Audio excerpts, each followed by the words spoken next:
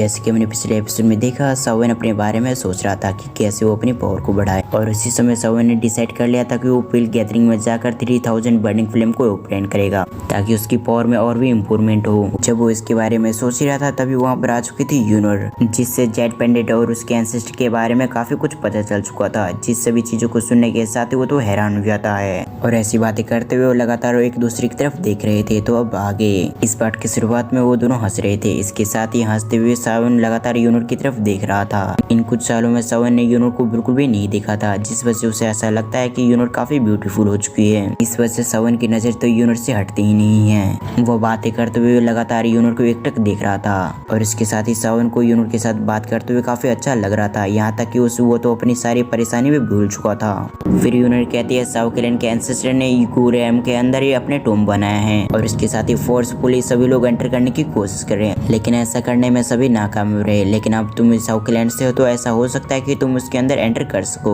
वो भी बिना फोर्स के इस्तेमाल कर रहे हैं। और ऐसा हुआ तो मुझे लगता है कि तुम्हारे लिए काफी सरप्राइजिंग चीज होगी। दूसरी तरफ सावन यूनर की बातों को सुनने के बाद कहता है अगर वो मेरे एंसेस्टर की टॉम्ब है तो मैं फ्यूचर में जरूर जाऊंगा। सावन की बातों को सुनने के साथ ही यूनर तो काफी खुश हो गई थी, लेकिन तभी उसके एक्सप्रेशन पूरी तरह से चेंज हो जाते हैं। इसके साथ ही वो कहती है भले आप साउथ स्वान के डिसाइडेड हो, लेकिन फिर भी आप इस न्यूज को बाहर मत आने देना, क्योंकि अगर ऐसा हुआ तो कई सारे एक्सपर्ट आ जाएंगे जो कि साउथ स्वान के पहले के टाइम में दुश्मन हुआ करते थे और वो सभी किसी न किसी तरीके से आपको हर्ट करने की कोशिश करेंगे।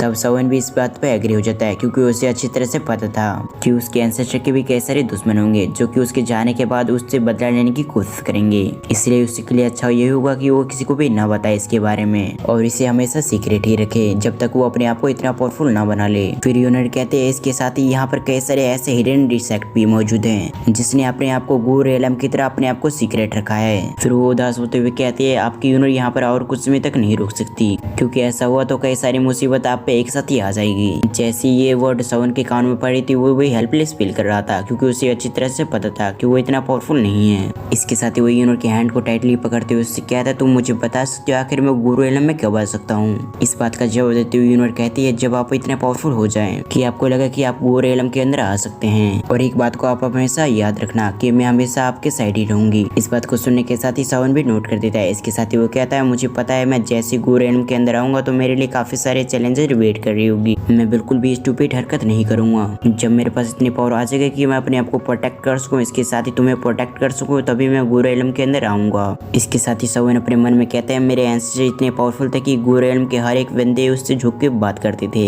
यानी कि रिस्पेक्ट से बातें करते थे। तो मुझे उम्मीद है कि मैं भी उनके पावर लेवल जितना जरूर पहुंचूंगा। ये सब सोचते हुए उसके चेहरे पे स्माइल आ चुकी थी। इधर यूनर भी सावन की इन बातों को सुनने के साथ ही काफी खुश हो चुकी थी। इसके साथ ही उसे फर्क नहीं पड़ता था आखिर सावन का लेवल क्या है, लेकिन यूनर ये नहीं चाहती थी कि गोकलैंड के कोई भी लोग सावन को हर्ट करे, इसलिए इतने पावर होना जरूरी है। उसके बाद ही ऐसा हो सकता था कि वो दोनों साथ में आ पाए। इधर हम सावन को देखते हैं जो कि यूनर की तरफ देखते हुए कब उसके काफी क्लोज आ चुका था उसे खुद भी नहीं पता था। इस चीज को फील करके कि सावन उसके काफी क्लोज आ चुका था उसके दिल की धड़कनें और भी बढ़ जाती है। दूसरी तरफ सावन का चेहरा लगातार यूनर की तरफ बढ़ रहा था और तभी सावन उसे किस कर लेता है, जिस वजह से यूनर सरप्राइज हो गई थी। इसके साथ ही उसे पीछे धकेलने की कोशिश करती है, लेकिन अभी के समय वो काफी वीक लग रही थी। वो कितना भी पुश कर ले लेकिन सावन को पीछे धकेल नहीं पा रही थी। इधर सावन और भी आगे बढ़ पाता उससे पहले वहाँ पर नोक नोक की आवाज आती है, जिस वजह से उन दोनों की नजर जाती है दरवाजे पे। वो आवाज एक एल्डर का था। वो यूनर से कहता है कि मिस मैं आपसे कुछ चीज डिस्कस करना चाहता हूँ, तो इसलिए आप कुछ समय के लिए बाहर आ सकते हैं। जैसे ही वर्ड्स यूनर के कानों में पड़ती है तो वो अपने आप को बाहर रहती है। इसके साथ ही वो अपने ड्रेस को ठीक करने लग गई थी और इसके अगले पल उसकी नजर जाती है सावन पे, जिसे काफी गुस्से से वो देख रही थी। अब ये देखने के साथ ही सावन की नजर नीचे हो जाती है। इसके साथ ही वो अपने आप को डिफेंड करने की कोशिश करता है। वो कहता है इसमें मेरी कोई भी गलती नहीं थी। वो अपने आप को एक्सप्लेन करने की कोशिश करता है, लेकिन एंड वो अपने आप को एक्सप्लेन नहीं कर पाता, जिस वजह से उसके पाल के पूरी तरह से नीचे झुक चुकी थी। यूनर बी लाइक औकात से बहुत ज्यादा हो रहा है। काश वो सावन को ऐसा कुछ कहती है, लेकिन इससे पहले वो वहाँ से जाते हुए कहती है कोई बात नहीं मैं अब यहाँ से चलती हूँ। लेकिन जैसे वो जाती उससे पहले सावन ने एक बार फिर से उसके हैंड को पकड़ लिया था। इसके साथ ही वो उसकी आंखों में देखने लगता है, जिस वजह से यूनर भी थोड़ा सा सरप्राइज हो गई थी। लेकिन जब वो सावन की आंखों में देखती है तो उसे देखती ही रह जाती है। इसके बाद वो सावन के करीब आके उसके गाल पे किस करते हुए उससे कहती है अभी हम आगे नहीं बढ़ सकते, क्योंकि अभी तक मेरी ब्लड लाइन एक्टिवेट नहीं हुई है। तब तक आप इंतजार करो, नहीं तो ये हमारे लिए बिल्कुल भी अच्छा नहीं होगा। ये कहने के साथ ही वो जल्दी से उस रूम से निकल गई थी। इधर यूनर की बातों को सुनने के बाद सावन पूरी तरह से सरप्राइज हो गया था। इसके साथ ही उसने एक्सपेक्ट नहीं किया था कि यूनर कुछ ऐसा भी कह सकती है उससे।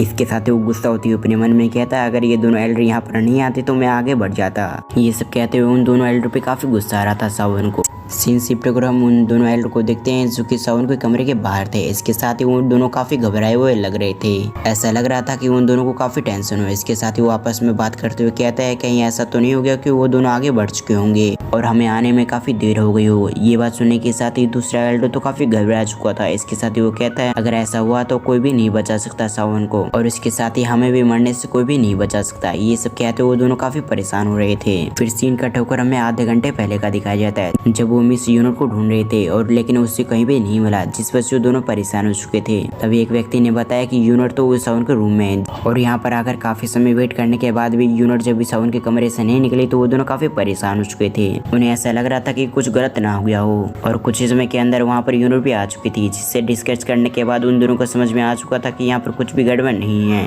लेकिन उन्हें इतना समझ में आ चुका था कि वो करेक्ट टाइम पे आए हैं। अगर ऐसा ना होता तो उन दोनों को मरने से और सावन को मरने से कोई भी नहीं बचा सकता था। ये सब सोचते हुए उनके सर से पसीना आ चुका था। इसके बाद उसकी नजर जाती है सावन के रूम पे और अगले पर वो दोनों एल्डर वहाँ से डिसअपीयर हो चुके थे अपने रूम की तरफ। सीन शिफ्ट होकर फिर से हम सावन को देखते हैं जो कि कुछ समय बाद उन सभी चीजों से अपने आप को बाहर निकाल लिया था। उसके बाद उसकी नजर जाती है गॉड स्किल पे। उसे देखते हुए अपने मन में कहता है सावन मुझे इन तीनों स्किल्स को जल्द से जल्द मास्टर करना होगा, उसके बाद ही मेरी पावर और भी इंक्रीज हो सकती है। लेकिन सावन ने यहाँ पर जल्दबाजी नहीं की थी, उसने उस स्किल को अपने स्टोरी के अंदर ऐड कर लिया। इसके साथ ही वो अपने मन में कहता है यूनिट ने मुझे बताया था कि स्किल को जब चाहो तो प्रैक्टिस करा जा सकता है लेकिन अपने स्ट्रेंथ को नहीं, इसलिए मुझे टेक्निक प्रैक्टिस करने से पहले मुझे अपने स्ट्रेंथ पे वर्क करना चाहिए। ये कहने के साथ ही उसकी नजर जा चुकी थी डिमन पॉइजन पे। इसके साथ ही वो अपने मन में कहता है मुझे इस बात का डर था कि अगर मैं अपने स्ट्रेंथ को और भी जल्दी स्पीड से बढ़ाऊंगा तो मेरी फाउंडेशन वीक हो सकती है, इसलिए मैंने इतना फोर्स नहीं किया। लेकिन स्काई मिस्ट्री चेंज टेक्निक को प्रैक्टिस करने की वजह से उसके पास थोड़ी बहुत स्किल्स आ चुकी थी, जिस वजह से वो हाई लेवल की एनर्जी को स्टोर कर सकता है। इसलिए अब समय आ चुका है कि मैं इस डिमन पॉइजन को पूरी तरह से रिफाइन कर लूं। वैसे भी मेरे पास अभी इतनी एबिलिटी आ चुकी है कि मैं इसकी पूरी प्योर एनर्जी को कंज्यूम कर सकता हूँ और इसके साथ ही मैं अपने पावर को भी इंक्रीज कर सकता हूँ। इसके अगली बार सावन के मुंह से आवाज निकलती है सेवायान तुमने जो मेरे जो गिफ्ट दिया है उसे मैं आज पूरी तरह से एक्सेप्ट करूंगा। ये कहते हुए वो पूरी तरह से वहाँ पर बैठ चुका था। इसके साथ ही वो रिफाइनिंग में प्रोसेस में लग जाता है ताकि उस पॉइजन को पूरी तरह से रिफाइन कर सके और अगले पल सावन एक चुटकी मारता है, जिस वजह से वहाँ पर आ चुका था ग्लेस फ्लेम और ग्लेस फ्लेम आने के साथ ही डिमन स्पॉट पॉइजन के आसपास लिपट चुका था और रिफाइनिंग की प्रोसेस भी शुरू हो गई थी। और इसी सीन के साथ हमारा ये पार्ट यहीं पर एंड होता है। इसके साथ ही अगर आपने अभी तक न्यू सीरीज नहीं देखा तो एंड स्क्रीन पे आ रहा होगा तो आप उसे जाकर एंजॉय कर सकते हैं। तो तब तक के लिए थैंक्स फॉर वॉचिंग।